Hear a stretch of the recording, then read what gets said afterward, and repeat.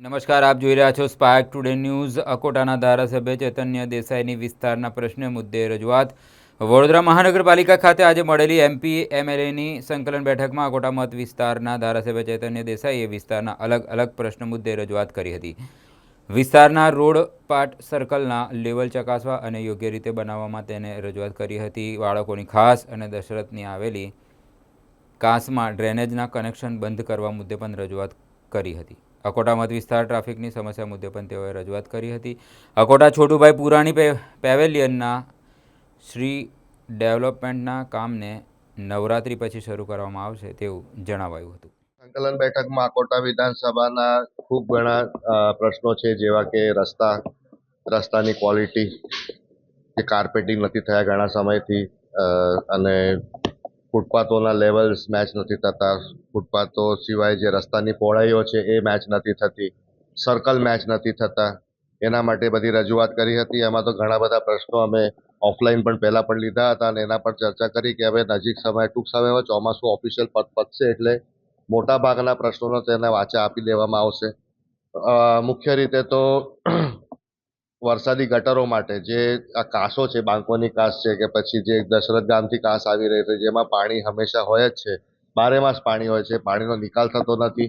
એના માટે પણ થોડી ચિંતા કરવામાં આવી છે. એમાં ગટરના કનેક્શનો જોઈન્ટ કરેલા છે, એ કાઢવાની વાત છે. એ સિવાય અકોટા વિધાનસભામાં જે ટ્રાફિકની સમસ્યા છે, મુખ્ય રીતે મારી વારંવાર ચર્ચા ટ્રાફિકની સમસ્યા માટે થતી હોય છે.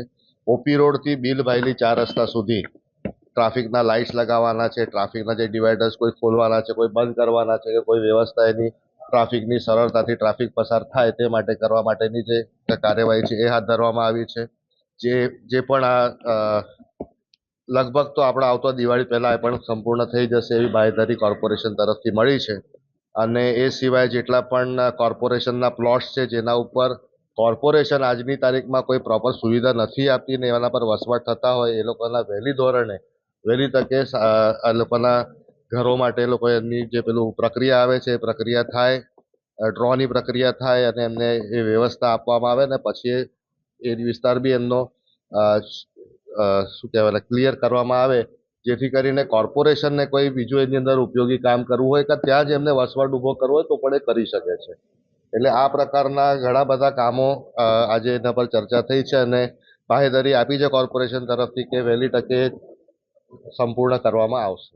હમણાં અકોટા અતિથિગૃહની પાછળ જે સ્વિમિંગ પુલ છે એનું કામગીરી તો આપ જાણો છો શરૂ થઈ ગઈ છે અને ઓલમોસ્ટ 35-40% જેવી કામગીરી થઈ ગઈ છે. સાથે અકોટા છોટુભાઈ પુરાણી ફૂટબોલ સ્ટેડિયમનું રીડેવલપમેન્ટનું કામ છે, જે નવરાત્રી પછી આપણે એનું કામગીરી કરીશું. ઘણા બધા વિસ્તારના નાના મોટા કાર્યક્રમ અને મુખ્ય રીતે બીટાના પણ ગરબા ત્યાં થતા હોય છે, એટલે થોડી એમના તરફ પણ ચિંતા રાખી છે કે એ લોકો આ વખતે કરી શકે તો થોડું એ રીતે અમે ટાઈમ પીરિયડ એડજસ્ટ કરી અને પછી એનું ખાતમુહૂર્ત લેવાના જ છે.